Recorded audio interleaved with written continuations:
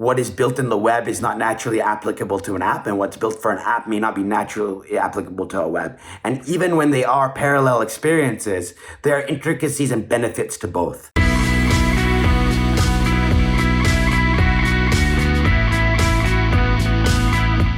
Hello and welcome to Velocitize Talks. I'm Andy North, and today my guest is Lucky Gobindram, EVP of Sales and Marketing at CemtrexLabs. Lucky, thank you so much for being here. Thanks for having me, Andy. It's a pleasure. CemtrexLabs is described as a creative technology lab that delivers groundbreaking experiences through web and mobile development, UX design, and innovative engineering services. Tell us about your company and what sets it apart in the marketplace. Sure. So you're spot on. We classify ourselves as a creative technology lab. At the core, we're 100 plus people determined to solve today's business challenges, leveraging emergent technology. Cemtrex, as an organization, has been Deloitte Fast 500 5 out of the last 8 years.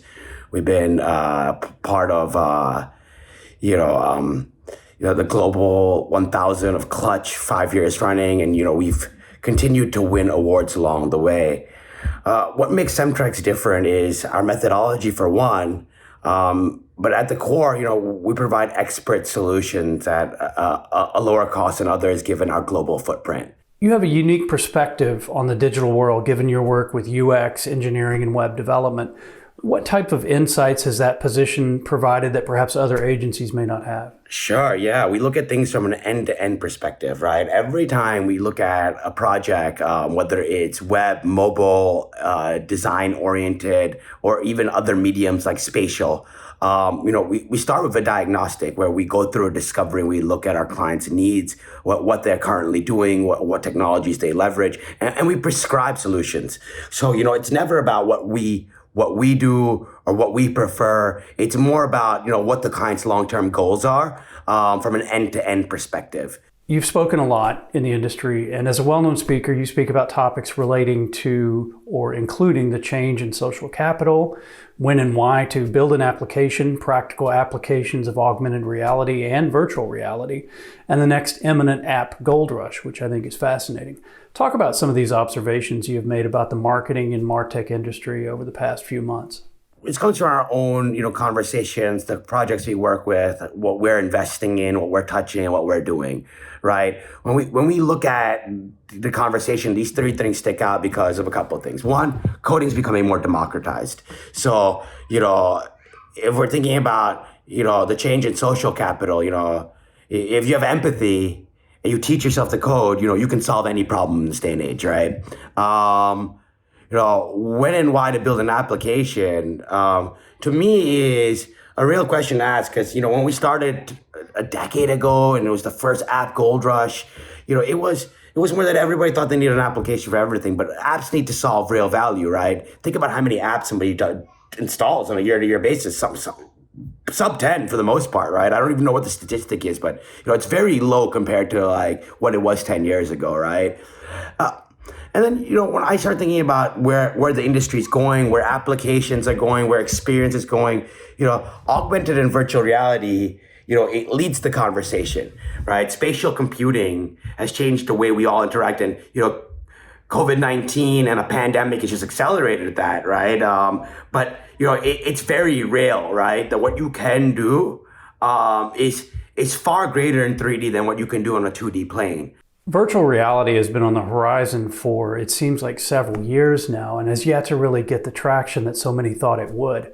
What do you see changing that will enable virtual reality to get that traction in the marketplace?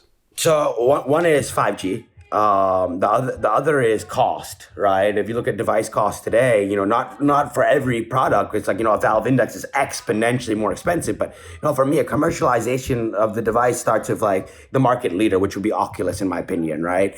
And if you look at where the Quest 2 is and what you get in one of these Quest 2 devices now, right? And like what's possible with an all-in-one headset, the power, the flexibility, the freedom of motion, I think we're at a point where it's finally commercializable in that level. And, whilst consumers are always of interest, right, and gaming is a natural use case, VR lends itself a lot more to enterprise. And the types of things you can do with training and education and, collaboration, unhandcuff people to do, a lot of things that wouldn't be traditionally be able to be done if you're not in person, and even things that can't be done when you're in person, right? I think, we're finally at an influx point where it's practical to think that adoption will continue to uptick as like a hockey stick, and it's longer than we all expected. I don't know. We've been building VR applications for 6+ years at this point, maybe longer, right? And tinkering with the technology. And I'm finally confident saying that, the demand we're seeing from an enterprise level, it surpasses many other segments of our business. I want to circle back to one of your comments that you made about apps. There have been so many predictions in the marketplace and in the press about websites going away and giving way to apps. Yet WordPress and other CMSs and websites in general are still going strong. Do you believe in the death of the website, or is there enough headroom for apps and websites to coexist in the marketing industry? There's enough room for both. I think they will coexist for a very, very, very long time. And I think there's use cases for both, right? I think what is built in the web is not naturally applicable to an app, and what's built for an app may not be naturally applicable to a web. And even when they are parallel experiences, there are intricacies and benefits to both. So, I don't see one being better than the other when compared apples to apples, because I don't think they're apples to apples. To say that COVID has changed the world is clearly an understatement.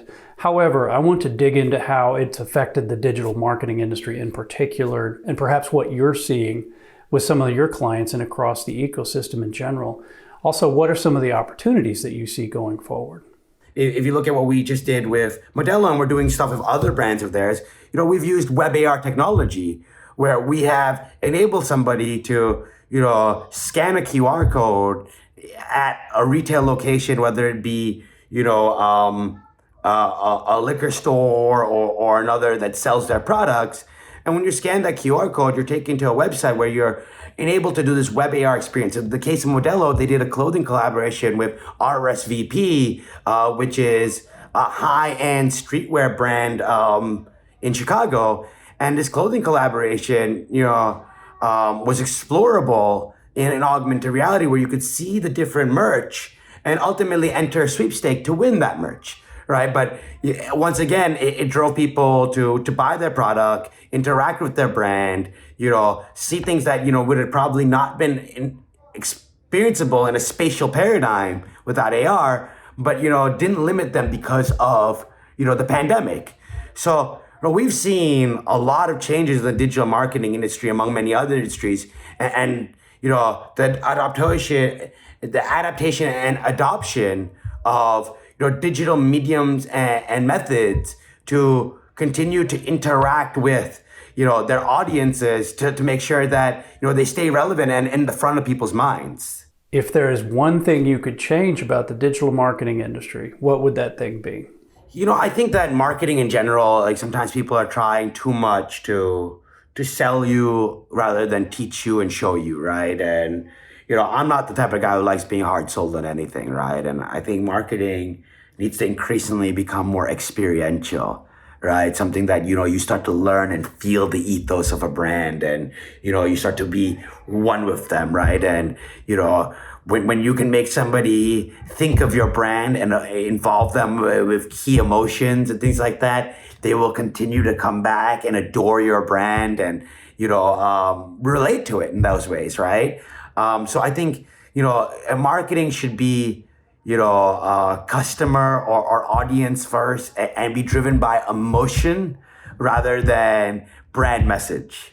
That's an excellent point. Do you see brands leaning in more with value-driven marketing and having to take a stand as to what they believe in, or are they still standing on the sidelines? And is that accepted anymore? Oh, yeah, more so than ever, right? Given the world, what the last 12 plus months have been, people are leaning in. Some people are definitely scared, right? And they don't want to choose a side, or draw a line in the sand. But, I think more so than the brand, the audience today is looking for that, right? People shop with brands they relate to and they agree with and they believe stand for what they stand for. So, more so than ever, I think that's relevant. And, we continue to see people lean into these things and think about how can they, speak more directly to their audience and make sure their audience knows that they hear them. We have a couple of questions we like to ask all our guests. One is, what's the best professional advice you've ever been given or heard? I think it's always surround yourself with people that's smarter than you. One. Two, when you're doing something, lean in, right? Really lean in and empathize with the people that you're trying to speak to, right? Understand them and don't design for everybody. Design for your audience, right? Really be mindful of those things. Another question is there a book, a blog, or a podcast that you'd like to share with our viewers? From a podcast standpoint, I'm a little bit of, a junkie for true crime. So, I've been listening to a lot of true crime podcasts along the way. I do love Crime Junkies.